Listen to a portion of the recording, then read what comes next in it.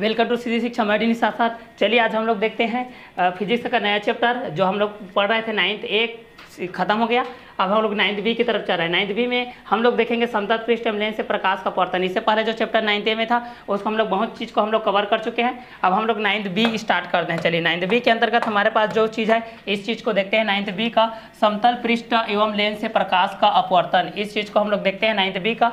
तो समतल पृष्ठ एवं लेंस से प्रकाश का जो अपवर्तन है इस चीज़ में हम लोग समतल पृष्ठ के बारे में पहला पढ़ेंगे, दूसरा लेंस से संबंधित जितने भी जानकारी उसको देखेंगे, उसके बाद प्रकाश का अपवर्तन को देखेंगे। प्रकाश के अपवर्तन के पश्चात हम लोग देखेंगे कि प्रकाश का परावर्तन क्या होता है, प्रकाश का अपवर्तन क्या होता है, प्रकाश के अपवर्तन के नियम क्या होते हैं, परावर्तन के नियम क्या होते हैं, प्रकाश किरण किस तरीके से होता है, प्रकाश किरण किस तरीके से गूंजता है। दोनों के बेस पे हम लोग इस दोनों चीज़ों को लेकर के चलते हैं। तो प्रकाश का अपवर्तन को लेकर के फर्स्ट थिंग को हम लोग पढ़ते हैं। तो प्रकाश का अपवर्तन, जब किसी पारदर्शी माध्यम में गमन करता हुआ कोई प्रकाश किरण पुंज किसी दूसरे पारदर्शी माध्यम से टकराता है तब प्रकाश का एक भाग पहले माध्यम में परिवर्तित हो जाता है तथा शेष भाग दूसरे माध्यम में प्रवेश करता है, तो वह अपने मार्ग से क्या हो जाता है, विचलित हो जाता है। क्लियर। तो इस चीज को हम लोग बोलते हैं प्रकाश का अपवर्तन। तो जब किसी पारदर्शी माध्यम में गमन करता हुआ कोई प्रकाश किरण पुंज किसी दूसरे पारदर्शी माध्यम में टकराता है तब प्रकाश का एक भाग पहले माध्यम में परिवर्तित हो जाता है तथा जो शेष भाग रहता है वह दूसरे में प्रवेश करके वह अपने मार्ग से क्या हो जाता है, विचलित हो जाता है।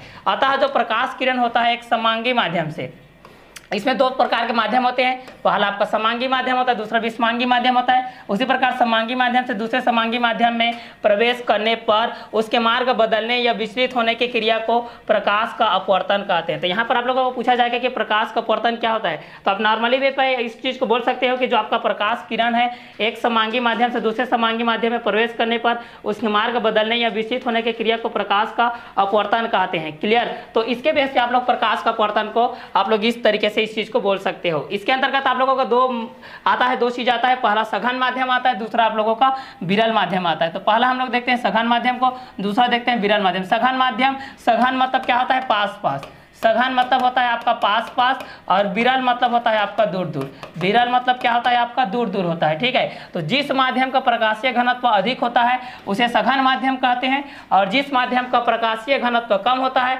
उसे विरल माध्यम कहते हैं। यह पाया गया है कि जब कोई प्रकाश किरण विरल माध्यम से सघन माध्यम में प्रवेश करती है तो वह अभिलंब की ओर क्या होती है, झुक जाती है। जैसे कि इस तरीके से है आप लोगों का प्रकाश किरण इस तरीके से है, तो जैसे कि विरल माध्यम से यहाँ से सघन माध्यम से माध्यम में प्रकाशीय घनत्व कम हो जाता है, विरल माध्यम में यह प्रवेश करेगा। तो जब कोई प्रकाश किरण विरल माध्यम से प्रवेश करेगा तो ये आपका अभिलंब होता है। यह आप लोगों का आपतित किरण होता है, यह आप लोगों का परावर्तित किरण होता है। तो यहाँ अभिलंब की ओर क्या हो जाती है, थोड़ा सा झुक जाती है। और जब सेकंड चीज में बोलते हैं जब कोई प्रकाश किरण सघन माध्यम से विरल माध्यम में प्रवेश करती है तो वह अभिलंब की ओर क्या हो जाती है, दूर हट जाती है। तो वह अभिलंब की ओर क्या हो जाती है, दूर हट जाती है। तो यह सघन और विरल के माध्यम से हो जाएंगे। क्लियर। इसके बाद जो आप लोगों का 3 नंबर का क्वेश्चन आता है वो अपवर्तन के नियम से आता है। अपवर्तन क्या है, अपवर्तन के नियम को लिखिए, कोई 3 बिंदुओं के आधार पर दर्शाइए। तो यहाँ पर अपवर्तन के नियम के बेस पे इस चीज को लिखोगे। तो अपवर्तन के नियम लिखिए, 2 नियम होते हैं।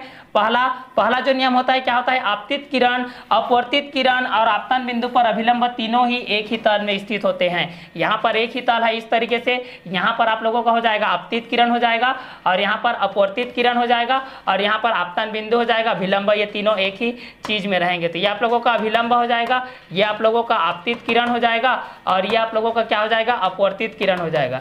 ये आप लोगों का अपवर्तित किरण ये एक ही तल में स्थित रहेंगे। क्लियर। सेकंड चीज देखते हैं, यदि प्रकाश किरण एक बॉडी हो तो किन्हीं भी 2 माध्यमों के लिए आपतन कोण की जिया बोलने से कल बताया था इसके बारे में, साइन थीटा को जिया बोला जाता है।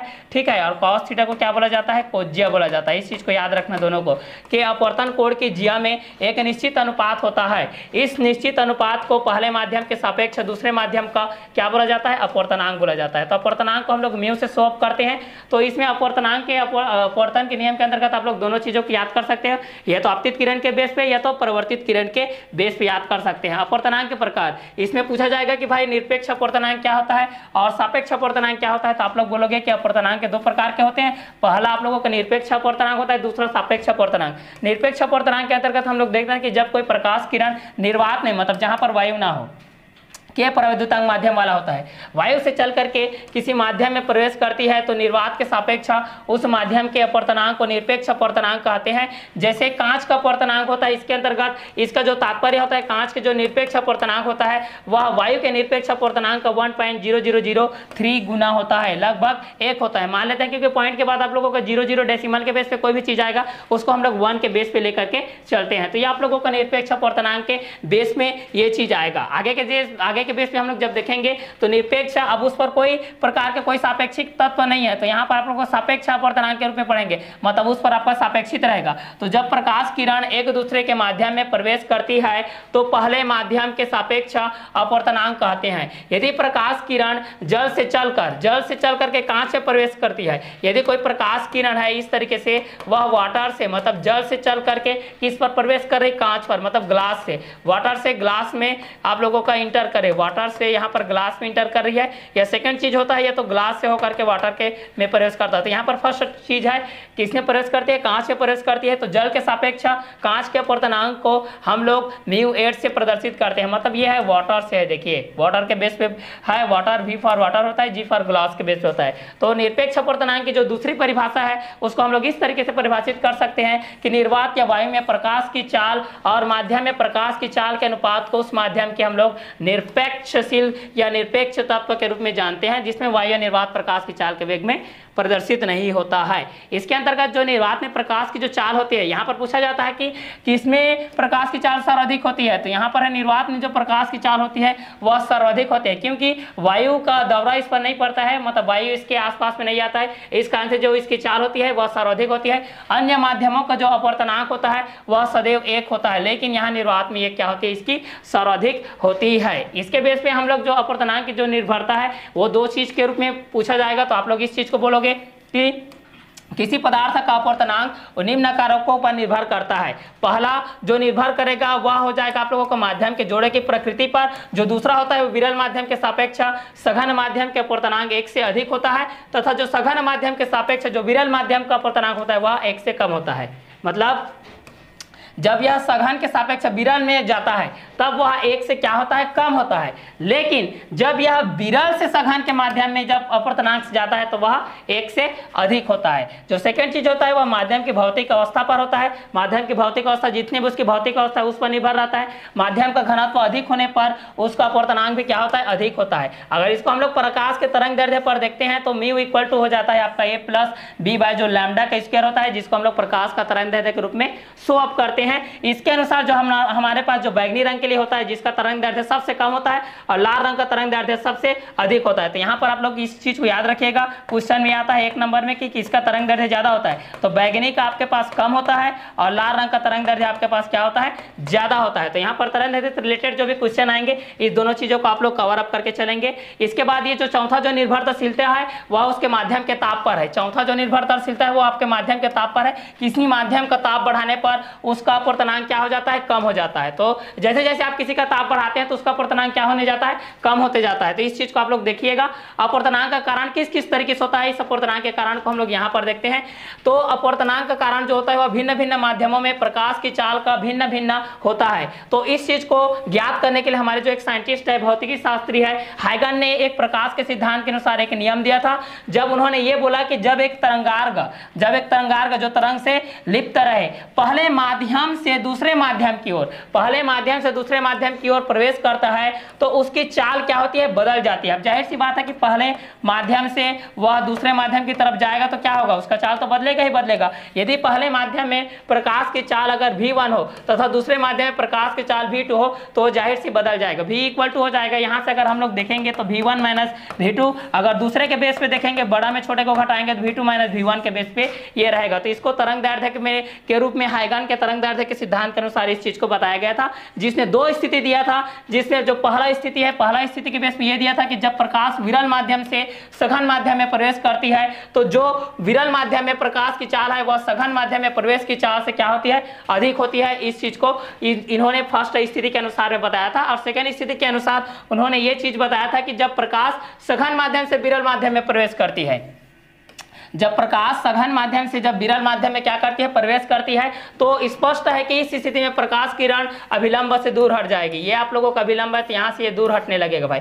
इस तरीके से प्रवेश करेगा तो अभिलंब से क्या होने लगेगा, दूर हटने लगेगा। इस प्रकार जब प्रकाश एक माध्यम से दूसरे माध्यम में प्रवेश करता है तो वह अपने मार्ग से क्या हो जाता है, विचलित हो जाता है। मतलब ये मार्ग है, इस तरीके से उसका मार्ग से विचलित हो जाएगा। यहाँ तो आपतित होगा, लेकिन निर्गत किरण की तरफ किस दिशा में जाएगा, वह इसके रूप में क्या हो जाएगा, विचलित के दिशा में अग्रसर हो जाएगा। तो इसके बेस पे हम लोग प्रकाश की जो उत्क्रमणीय सिद्धांत है, इसके बेस पे हम लोग देखेंगे कि यदि कोई प्रकाश किरण विभिन्न माध्यमों में अपवर्तित हो रही है तो उसके मार्ग को उलट देने पर वह जिस मार्ग में प्रवेश करती है उसी मार्ग में विपरीत दिशा में लौट जाती है। इसे प्रकाश का उत्क्रमणीयता का सिद्धांत कहते हैं। अभी हम लोग देखेंगे आभासी और वास्तविक गहराई। आभासी और वास्तविक गहराई किस तरीके से होती है, इस चीज़ को हम लोग 1 बाय 1 करके देखते जाते हैं कि आभासी और वास्तविक गहराई किस तरीके से होता है। इस चैप्टर में हम लोग इस चीज़ को देखते हैं। तो यहाँ पर एक चीज़ बोला गया है, देखिए प्रकाश का अपवर्तन। अब वास्तव में प्रकाश का अपवर्तन होता क्या है, इस चीज़ को हम लोग यहाँ से समझेंगे। प्रकाश का जो अपवर्तन है भाई, प्रकाश का क्या है, अपवर्तन। प्रकाश का जो आपका अपवर्तन है, प्रकाश का अपवर्तन के कारण सघन माध्यम में स्थित, प्रकाश के अपवर्तन के कारण सघन माध्यम में स्थित विरल माध्यम से देखने पर वह वास्तविक स्थिति से वस्तु कुछ ऊपर उठी हुई दिखाई देती है। ठीक है, तो प्रकाश के अपवर्तन के कारण सघन माध्यम में स्थित जो वस्तु है वो विरल माध्यम से देखने पर वह वास्तविक स्थिति से कुछ ऊपर की ओर उठी हुई दिखाई देती है। मान लेते हैं कि एक वस्तु P सघन माध्यम से मान लो जन्म स्थित है, उसे एक प्रेक्षक विरल माध्यम वायु से देख रहा है, तब P से चलने वाली एक किरण PO पृथक्कारी पृष्ठ के बिंदु के ऊपर आपतित होती है और अपवर्तन के पश्चात अभिलंब MN से दूर हट करके QR दिशा में क्या होती है, चली जाती है। तो जिसको हम लोग आभासी और प्रतिबिंब वास्तविक गहराई के अंतर्गत से देखते हैं कि प्रकाश के अपवर्तन के कारण सघन माध्यम में स्थित को विरल माध्यम में किस तरीके से किया जाता है इसको। ठीक है, तो इसका आगे का जो कंटेंट है यहाँ पर है कि दैनिक जीवन में अपवर्तन के कुछ उदाहरण दिए गए हैं। तो दैनिक जीवन में अपवर्तन के कुछ उदाहरण इस तरीके से दिए गए हैं, जैसे कि हम लोग यहाँ पर देख रहे हैं। पहला क्या होता है कि तालाब की तली ऊपर उठी हुई दिखाई देती है। तालाब की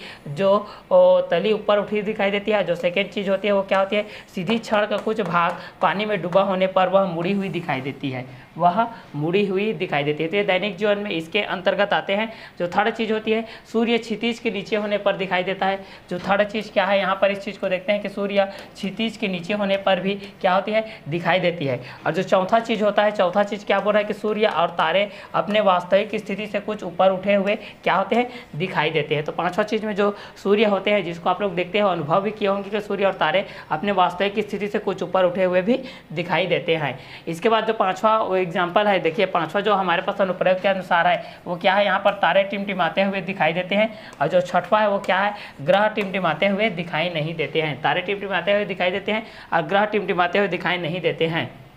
इसके बाद पूर्ण आंतरिक परिवर्तन। अब हम लोग देखते हैं पूर्ण आंतरिक परिवर्तन होता क्या है, इस चीज़ को हम लोग यहाँ पर करते हैं। पूर्ण आंतरिक परिवर्तन के बेस से हम इस चीज़ को देखते हैं कि हम जानते हैं कि जब प्रकाश किरण सघन माध्यम से विरल माध्यम में प्रवेश करती है तो वह अभिलंब से दूर हट जाती है। इस स्थिति में अपवर्तन कोण आपतन कोण से क्या होता है, बड़ा होता है। यदि आपतन कोण के मान को क्रमशः बढ़ाते जाए और अपवर्तन कोण का मान भी बढ़ने लगता है तो हम लोग आपतन कोण के एक विशेष मान के लिए अपवर्तन कोण के मान को 90 अंश के बराबर क्या करते हैं, मान लेते हैं। तो ये पूर्ण आंतरिक परिवर्तन के अंतर्गत आता है। अतः जब क्रांतिक कोण का आपतन कोण वह विशेष मान होता है, अतः जब क्रांतिक कोण का आपतन कोण वह विशेष मान है जिसके संगत हम लोग अपवर्तन कोण का मान क्या होता है, 90 अंश होता है, मतलब 90 डिग्री के बेस पे होता है। क्लियर। तो परिभाषा के रूप में हम लोग इस चीज को देखते हैं भाई कि जब कोई प्रकाश किरण सघन माध्यम से विरल माध्यम में प्रवेश करती है और आपतन कोण का मान क्रांतिक कोण के मान से क्या होती है, अधिक होती है, तो प्रकाश किरण विरल माध्यम में प्रवेश करने के बजाय सघन माध्यम में ही परिवर्तित हो जाती है। इस घटना को हम लोग क्या बोलते हैं, प्रकाश का पूर्ण आंतरिक परिवर्तन बोलते हैं। तो जब भी आता है कि प्रकाश का पूर्ण आंतरिक परिवर्तन क्या होता है, तो क्या बोलोगे कि जब कोई प्रकाश किरण सघन माध्यम से विरल माध्यम प्रवेश करती है और आपतन कोण का मान क्रांतिक कोण के मान से अधिक होता है तो प्रकाश किरण विरल माध्यम में प्रवेश करने के बजाय सघन माध्यम में ही परिवर्तित हो जाती है। इस घटना को प्रकाश का पूर्ण आंतरिक परिवर्तन कहते हैं। इसके बाद हम लोग देखते हैं पूर्ण आंतरिक परिवर्तन की जो शर्तें हैं। पूर्ण आंतरिक परिवर्तन की जो शर्तें हैं वो पूर्ण आंतरिक परिवर्तन के लिए निम्न 2 शर्तों के रूप में होना आवश्यक होता है। पहला क्या होता है भाई, प्रकाश किरण को सघन माध्यम से विरल माध्यम में जाना चाहिए।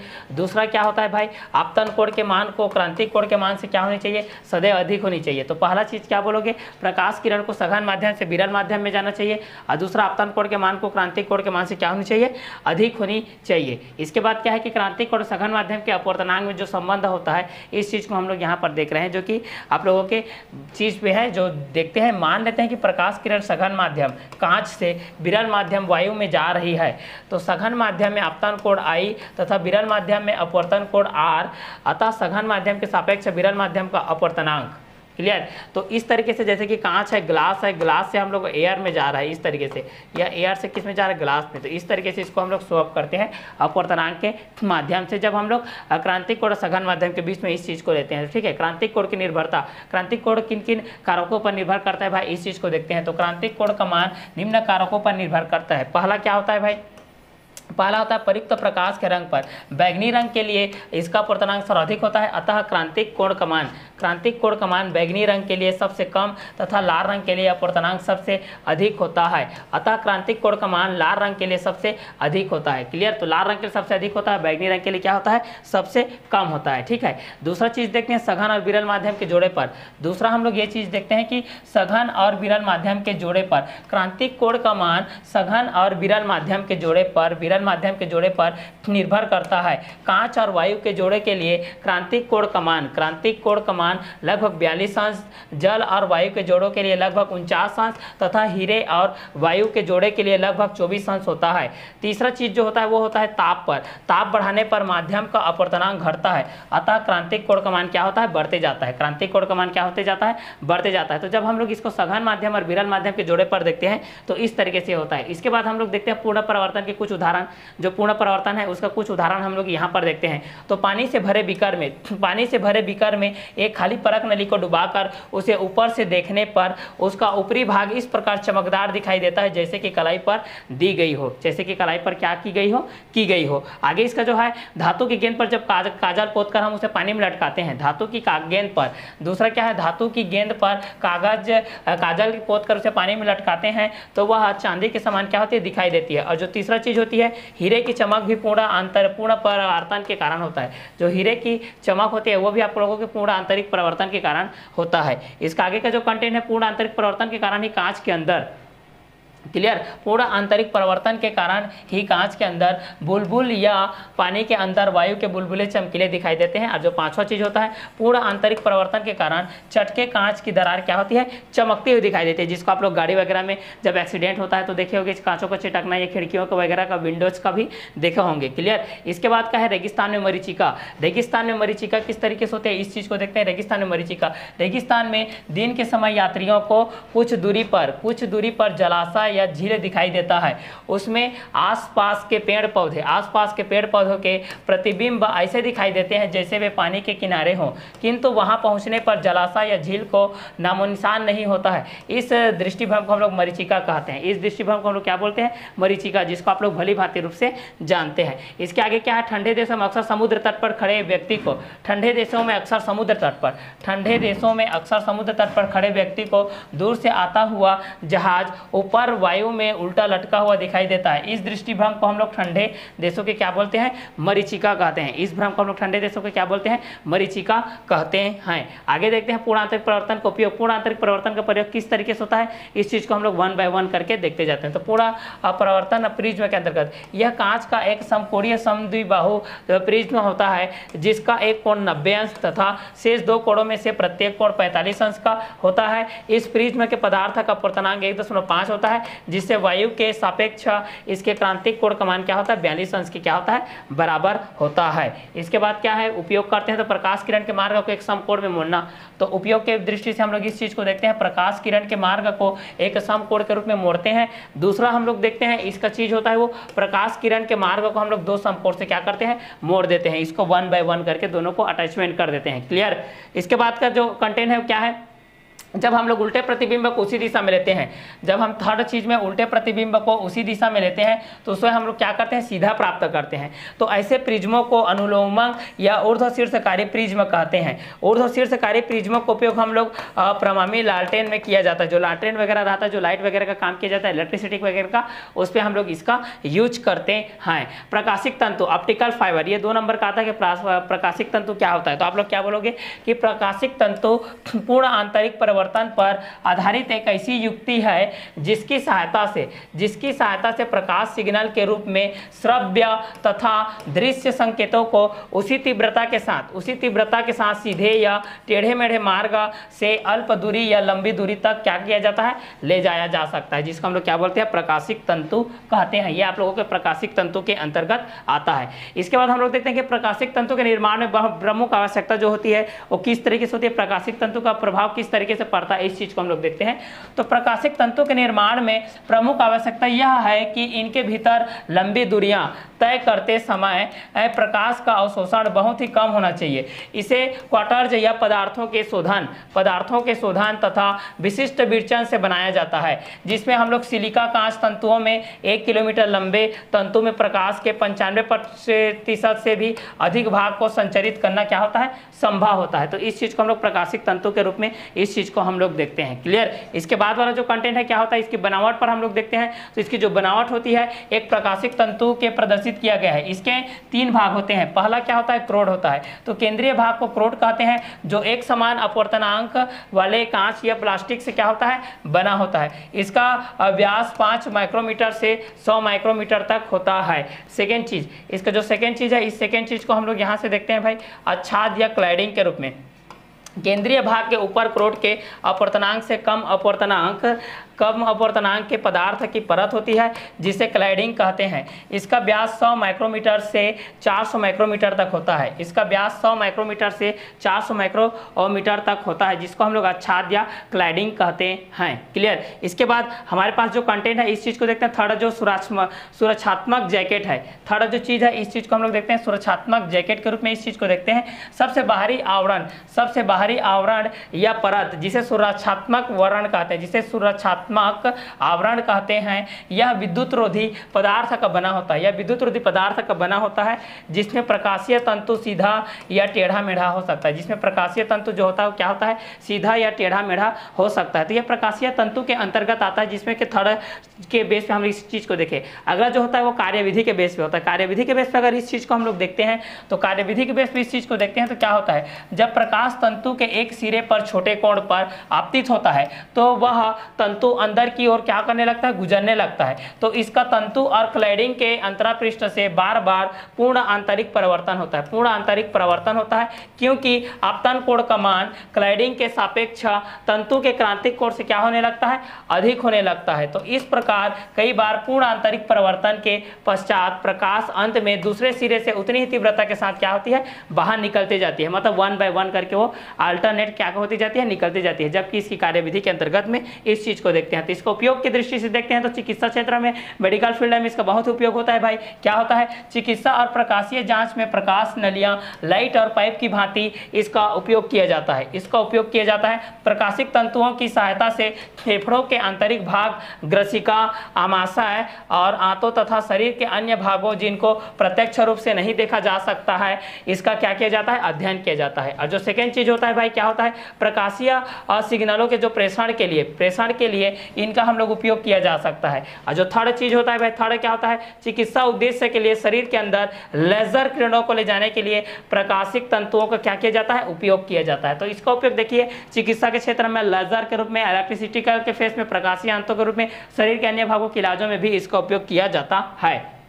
इनका उपयोग उन विद्युत सिग्नलों के प्रेषण और ग्रहण के लिए भी किया जाता है। इनका उपयोग उन विद्युत सिग्नलों के प्रेषण और ग्रहण के लिए किया जाता है जो ट्रांसड्यूसरों से प्रकाश में परिवर्तित कर दिए जाते हैं। और जो पांचवा चीज होता है, अपवर्तन मापी के रूप में प्रकाशिक तंतु का उपयोग द्रव का अपवर्तनांक ज्ञात करने में होता है। द्रव का अपवर्तनांक को किसमें, ज्ञात करने में होता है। इसका आगे का कंटेंट क्या होता है, गोलीय पृष्ठ पर प्रकाश का अपवर्तन। इस चीज को हम लोग देखते हैं, गोलीय पृष्ठ पर प्रकाश का अपवर्तन किस तरीके से होता है, इसको हम लोग किस तरीके से समझेंगे, इस चीज को हम लोग देखते हैं। चलिए, तो गोलीय पृष्ठ पर प्रकाश का अपवर्तन, इस चीज को हम लोग देखते हैं। यदि किसी पारदर्शी माध्यम का पृष्ठ गोलाकार हो, तो उस पृष्ठ को गोलीय अपवर्तक पृष्ठ कहते हैं। गोलीय पृष्ठ जिस गोले का भाग होता है, उसके केंद्र को पृष्ठ का वक्रता केंद्र C बोलते हैं तथा त्रिज्या को उसकी वक्रता त्रिज्या R कहते हैं। गोलीय पृष्ठ का मध्य मध्य बिंदु उसका ध्रुव P कहलाता है, जिसको आप लोगों को मैं डायग्राम के बेस से समझाया था। और वक्रता केंद्र से होकर जाने वाली जो काल्पनिक रेखा को गोलीय पृष्ठ का मुख्य अक्ष कहते हैं। गोलीय पृष्ठ जो होती है भाई वो प्रकाश का अपवर्तन और उन्हीं नियमों के अंतर्गत होता है जो समस्त समतलों पर लागू होते हैं। गोलीय पृष्ठ जो कि दो प्रकार के आप लोगों के होते हैं, गोलीय पृष्ठ के अंतर्गत ये होते हैं, ठीक है। जैसे कि पहला उत्तल गोलीय पृष्ठ होता है, यदि विरल माध्यम की ओर अपवर्तक पृष्ठ उत्तल होता है तो इसे उत्तल अपवर्तक पृष्ठ कहते हैं। दूसरा क्या होता है भाई, अवतल गोलीय पृष्ठ।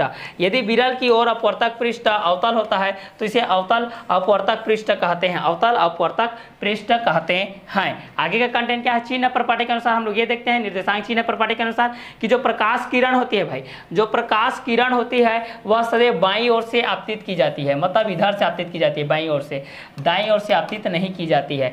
दूसरा क्या होता है भाई, इसकी चीज समस्त दूरियां पृष्ठ के ध्रुव से नापी जाती है। और जो थर्ड चीज होती है, आपतित किरण की दिशा में नापी गई दूरियां धनात्मक होती है और विपरीत दिशा में नापी गई दूरियां क्या होती है, ऋणात्मक होती है, नेगेटिव होती है। और जो चौथा चीज है, वस्तु और प्रतिबिंब की लंबाइयां मुख्य अक्ष के ऊपर धनात्मक और नीचे की ओर क्या होती है भाई, ऋणात्मक ली जाती है। नीचे की ओर क्या की जाती है, ऋणात्मक ली जाती है। तो प्रकाश किरण सदैव बाईं ओर से आपतित की जाती है, समस्त दूरियां पृष्ठ के ध्रुव से नापी जाती है। आपतित किरण की दिशा में नापी गई दूरियां धनात्मक एवं विपरीत दिशा में नापी गई दूरियां क्या होती है, ऋणात्मक होती है। वस्तु और प्रतिबिंब की लंबाइयां मुख्य अक्ष के ऊपर धनात्मक और नीचे की ओर क्या होती है, ऋणात्मक होती है। तो चिन्ह प्रपाटी के अनुसार गोलीय पृष्ठ पर, इसके बाद हम लोग अपवर्तन को देखेंगे। गोलीय पृष्ठ पर अपवर्तन किस तरीके से होता है, उत्तल पृष्ठ पर अपवर्तन किस तरीके से होता है, अवतल पृष्ठ पर जो अपवर्तन है वो किस तरीके से होता है, क्लियर। इस चीज को हम लोग गणितीय अवधारणा के बेस पे हम लोग देखेंगे। तो अभी हम लोग देखते हैं लेंस के बारे में। वास्तव में लेंस होती क्या है, लेंस किस तरीके से होती है, इस चीज को हम लोग यहाँ पर देखने वाले हैं। तो दो पृष्ठों से घिरे हुए उस पारदर्शी माध्यम को लेंस कहते हैं, जिसका एक पृष्ठ गोलीय होता है तथा दूसरा पृष्ठ क्या होता है, समतल होता है। तो लेंस किसको बोलते हैं, दो पृष्ठों से घिरे हुए उस पारदर्शी माध्यम को लेंस कहते हैं जिसका एक पृष्ठ गोलीय होता है तथा दूसरा पृष्ठ गोलीय या समतल होता है। मुख्यतः ये दो प्रकार के होते हैं। पहला होता है आप लोगों का अवतल लेंस। जो पहला होता है वो क्या होता है, अवतल लेंस होता है, जिसको, और जो सेकंड होता है भाई वो मोस्ट इंपोर्टेंट थिंग है, वो होता है उत्तल लेंस। अवतल और उत्तल लेंस। तो पहला हम लोग देखते हैं अवतल लेंस के बारे में। ये वास्तव में अवतल लेंस होता क्या है, ये किस प्रकार से होता है, इस चीज को हम लोग देखते हैं। तो ये लेंस बीच में पतले तथा किनारों पर क्या होते हैं, मोटे होते हैं। ये लेंस बीच में पतले और किनारों पर क्या होते हैं, मोटे होते हैं, इस तरीके से। और ये तीन प्रकार के होते हैं। पहला होता है उभयवत्तल लेंस। इसके दोनों पृष्ठ क्या होते हैं, अवतल होते हैं। इसके दोनों पृष्ठ अवतल होते हैं, इस कारण से इसको उभयवत्तल लेंस कहते हैं। इसके आगे कंटेंट को देखते हैं, समतल अवतल लेंस। दूसरा जो होता है, इस चीज को हम लोग क्या बोलते हैं, समतल और अवतल लेंस बोलते हैं। इसका एक पृष्ठ समतल तथा दूसरा पृष्ठ क्या होता है, अवतल होता है। इसका एक पृष्ठ समतल तथा दूसरा पृष्ठ अवतल होता है। तीसरा उत्तरोत्तल लेंस। इसका एक पृष्ठ उत्तल होता है तथा दूसरा पृष्ठ क्या होता है, अवतल होता है। तो ठीक है, समतल अवतल लेंस, उत्तरोत्तल लेंस हो जाएगा। उत्तल और अवतल दोनों मिलकर के बने होते हैं। इसके बाद उत्तल लेंस के लिए हम लोग देखते हैं, तो उत्तल लेंस के लिए इस चीज को देखते हैं तो क्या हो जाएगा, ये लेंस बीच में मोटे तथा किनारों पर पतले होते हैं। ये लेंस बीच में मोटे तथा किनारों पर पतले होते हैं। ये तीन प्रकार के होते हैं। पहला उभयोत्तल लेंस, इसके दोनों पृष्ठ उत्तल लेंस होते हैं। इसके दोनों पृष्ठ क्या होते हैं, उत्तल लेंस होते हैं। और सेकेंड चीज क्या होती है, समतलोत्तल लेंस। इसका एक पृष्ठ समतल तथा दूसरा पृष्ठ क्या होता है, उत्तल होता है। इसका तीसरा चीज को हम लोग देखते हैं, अवतलोत्तल लेंस, जिसमें अवतल और क्या होता है, उत्तल होता है। अवतल उत्तल उत्तल उत्तल और उत्तलोत्तल या समतलोत्तल रहता है। तो इसका एक पृष्ठ क्या होता है भाई, अवतल रहेगा और जो दूसरा पृष्ठ रहेगा उत्तल रहेगा। तो दोनों मिलकर के आप लोगों का अवतलोत्तल लेंस बनाते हैं, अवतल और उत्तल लेंस के बीच में बनाते हैं। इसकी परिभाषाएं को देख लेते हैं भाई, मुख्य अक्ष के बेस पे क्या होता है। तो इसकी परिभाषाएं हम लोग मुख्य अक्ष के बेस पे देखते हैं। तो इसकी परिभाषा क्या होती है, मुख्य अक्ष के बेस पे लेंस के दोनों गोलीय लेंस में पृष्ठों के वक्रता केंद्रों को मिलाने वाली रेखा को मुख्य अक्ष कहते हैं, मुख्य अक्ष कहते हैं। और दूसरा प्रकाश केंद्र किसको बोलते हैं, तो प्रकाश केंद्र मुख्य अक्ष पर स्थित वह बिंदु है जिसमें से होकर यदि प्रकाश लेंस के अंदर गुजरे तो वह निर्गत किरण आपतित किरण की क्या होती है, समांतर होती है। पतले लेंसों में प्रकाश केंद्र से गुजरने वाली किरण बिना विस्थापन के सीधी निकल जाती है, बिना विस्थापन के क्या हो जाती है, सीधी निकल जाती है। इसका अगला कंटेंट क्या है, मुख्य फोकस। तो मुख्य फोकस के बेस पे इस चीज को देखते हैं। तो प्रत्येक लेंस के दोनों ओर दो विशेष बिंदु होते हैं जिन्हें फोकस कहते हैं। इनकी परिभाषा के निम्न प्रथम मुख्य फोकस M1 जो प्रथम रहेगा उसको प्रथम मुख्य फोकस के नाम से हमको क्या किया जाता है, इस चीज को हम लोग जाना जाता है। जो कि द्वितीय फोकस होता है, द्वितीय फोकस को हम लेंस का मुख्य फोकस कहते हैं। जो आप लोगों का द्वितीय फोकस F2 होता है उसी को हम लोग लेंस का मुख्य फोकस मानते हैं। फोकस दूरी पूछती है कि फोकस दूरी क्या होती है। तो यदि लेंस के दोनों ओर माध्यम समान हो, तो दोनों फोकस दूरियों का संख्यात्मक मान क्या होता है, समान होता है, जो कि प्रकाश केंद्र और द्वितीय मुख्य फोकस के बीच की दूरी के लेंस की क्या होती है, बराबर होती है, जिसको हम लोग क्या बोलते हैं, फोकस दूरी कहते हैं, इसके बाद होता है फोकस पृष्ठ। इसके बाद क्या होता है आप लोगों का, फोकल पृष्ठ होता है। मुख्य अक्ष के लंबवत फोकस से होकर जाने वाले पृष्ठ को कहते हैं, मुख्य अक्ष के लंबवत फोकस के होकर जाने वाले पृष्ठ को हम लोग फोकस पृष्ठ कहते हैं। उत्तल लेंस के लिए वस्तु और उसके प्रतिबिंब के लिए हम लोग एक सारणी के माध्यम से बनाए थे, जिसको हम लोग उस टेबल के माध्यम से हम लोग यहाँ पर देखे थे। अवतल लेंस द्वारा प्रतिबिंब का बनना, किस तरीके से अवतल लेंस द्वारा प्रतिबिंब का बनता है, आपका अवतल लेंस के बेस पे किस तरीके से होता है और उत्तल लेंस के बेस में किस तरीके से होता है, इसके प्रतिबिंब की अभिधारणा को हम लोग देख चुके हैं। क्लियर। इसके बाद जो चिन्ह के परिपाटी के अनुसार जो होता है प्रकाश की किरण, इस चीज को हम लोग देखते हैं। तो जो प्रकाश की किरण होती है वह सदैव दाएं बाईं ओर से आपतित होती है, धनात्मक होती है, और प्रत्येक दूरी लेंस के प्रकाश केंद्र से क्या होती है, नापी जाती है, तथा दूरी धनात्मक होती है, तथा आपतित किरण की दिशा में नापी गई दूरी तथा विपरीत दिशा में नापी गई दूरी क्या होती है आप लोगों की, ऋणात्मक होती है। थ्योरिकल चीज है, थ्योरिकल चीज को आपको बस प्रैक्टिस करना है, सुनते रहना है, बस जो भी डेरिवेशन आएगा उसको आपको ज्यादा से ज्यादा प्रैक्टिस करते हुए चलना है। इसके बाद क्या है, इसे लेंस निर्माता का सूत्र है, लेंस का अपवर्तन सूत्र कहते हैं। यह सूत्र उत्तल और अवतल दोनों लेंस के लिए सत्य होते हैं, लेकिन लेंस का पतला होना क्या है, आवश्यक है। तो इस सूत्र को हम लोग लेंस सूत्र के द्वारा जानते हैं। लेंस सूत्र के लिए जो इसकी गणितीय अवधारणा है 1/f = 1/v - 1/u। क्लियर। यह आप लोगों का लेंस निर्माता सूत्र के अंतर्गत आता है। लेंस की फोकस दूरी की निर्भरता क्या होती है, इस चीज को देखते हैं। तो किसी लेंस की फोकस दूरी की निम्न बातों पर निर्भरता होती है। पहला क्या होती है, लेंस के पदार्थ पर, दूसरा प्रकाश के रंग पर, तीसरा लेंस के दोनों ओर के माध्यम पर, और चौथा लेंस के पृष्ठों की वक्रता त्रिज्या पर, और ये होता है लेंस के पदार्थ पर होता है। क्लियर। प्रकाश के रंग पर होता है, लेंस के पदार्थ के दोनों ओर के माध्यम पर होता है, लेंस के पृष्ठों पर होता है। दूसरा अवतल लेंस के लिए होता है, तो यह एक अवतल लेंस के सामने मुख्य का प्रकाश के जो एप उसका फोकस होता है, उसके अक्ष के लंबवत एक वस्तु ए बी रखी होती है। एक वस्तु आप लोगों की क्या होती है, ए बी इस तरीके से रखी रहती है। यहाँ पर ए बी के माध्यम से इस तरीके से रखा गया, तो इसका जो रहेगा मुख्य केंद्र से यहाँ पर इसका जो प्रतिबिंब बनेगा ए डैश बी डैश के माध्यम से, उसका सीधा प्रतिबिंब ए डैश बी डैश पर बनता है। क्लियर। रैखिक आवर्धन 2 नंबर का क्वेश्चन है। रैखिक आवर्धन हमेशा एग्जाम में आता है भाई, तो इस चीज को देखिए। लेंस के द्वारा बने प्रतिबिंब के आकार और वस्तु या प्रतिबिंब के आकार के अनुपात को रैखिक आवर्धन कहते हैं। रैखिक आवर्धन क्या है, रैखिक आवर्धन क्षमता क्या होती है, इस चीज को हम लोग जानते हैं। लेंस की क्षमता मीटर में नापी गई लेंस की फोकस दूरी, मीटर में नापी गई लेंस की फोकस दूरी, देखिए यहाँ पर मीटर में नापी गई लेंस की फोकस दूरी की व्युत्क्रम को उसकी क्षमता कहते हैं। यह किसी लेंस की क्षमता उस पर पड़ने वाले प्रकाश को अभिसरित या अपसरित करने की कोटि की क्या होती है, माप होती है, जिसको हम लोग लेंस की क्षमता के नाम से जानते हैं। संपर्क में रखे 2 पतले लेंस संयुक्त फोकस दूरी जो न्यूटन सूत्र के द्वारा, लेंस निर्माता सूत्र के द्वारा हम लोग ज्ञात किए थे, 1/f = 1/v - 1/u, यही इसके अंतर्गत फोकस दूरी के अंतर्गत ये भी आता है। इसके बाद जो लेंसों की पहचान होती है, लेंसों की पहचान 2 प्रकार से होती है। लेंसों की पहचान कितने प्रकार से होती है, 2 प्रकार से होती है। पहला स्पर्श करके, टच करके, यदि लेंस बीच में मोटा तथा किनारों पर पतला है तो वह उत्तल लेंस होगा। ठीक है, बीच में आपका मोटा है इस तरीके से और किनारे पर पतला, और यदि इसके विपरीत किनारे पे मोटा है और यहाँ पर बीच में है तो ये क्या हो जाएगा आप लोगों का अवतल, जिसको आप लोग देखे ही होंगे। क्लियर। इसके बाद देखते हैं प्रतिबिंब देख करके। दूसरा होता है प्रतिबिंब देख करके। लेंस को पुस्तक के पन्ने पर रखकर धीरे धीरे ऊपर उठाते हैं। यदि अक्षर बड़े बड़े होते दिखाई देते हैं तो वह उत्तल लेंस होता है, और यदि अक्षर छोटे होते हुए दिखाई देता है तो वह अवतल लेंस होता है। अक्षर के आकार में कोई परिवर्तन ना हो तो वह साधारण कांच का टुकड़ा होता है। और चौथा क्या होता है, लेंस से दूर की वस्तु को देखते हैं, यदि वह उल्टी दिखाई दे तो वह लेंस उत्तल है, और यदि वह छोटी दिखाई दे तो वह सीधी दिखाई दे तब वह क्या है आप लोगों का अवतल है। तो प्रतिबिंब देख करके कर सकते हैं। लेंसों के उपयोग को देखते हैं भाई। लेंसों का उपयोग किस तरीके से होता है, तो प्रकाशिक यंत्रों जैसे सूक्ष्मदर्शी के लिए, दूरदर्शी के लिए, फोटोग्राफी प्लेट के लिए, कैमरा के लिए इत्यादि के लिए इसका उपयोग किया जाता है। दूसरा चश्मों में दृष्टि दोष को दूर करने के लिए किया जाता है, और तीसरा प्रयोगशाला में रीडिंग लेंस के रूप में किया जाता है, और चौथा घड़ी साज द्वारा घड़ी के छोटे छोटे पुर्जों को देखने के लिए इसका उपयोग किया जाता है। लेंस का उपयोग इस तरीके से आप लोगों के पास किया जाता है। इतने में आप लोगों का ये जो है चैप्टर वो कंप्लीट होता है। नेक्स्ट वीडियो लेक्चर में हम लोग नेक्स्ट कंटेंट के साथ मिलते हैं। Okay bye, have a nice day.